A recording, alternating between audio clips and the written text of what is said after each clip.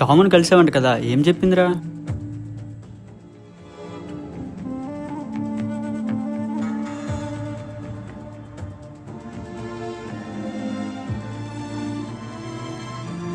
దీన్ని బట్టి చూస్తే అమ్మో వాళ్ళ నాన్న ఇది చేసాడేమో అనిపిస్తుందిరా.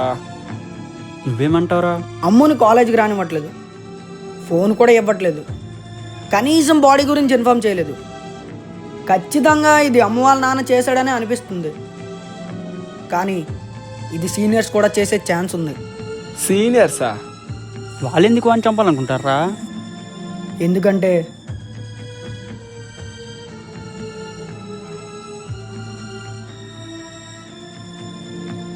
అరే, అది మీరేనా చేసింది?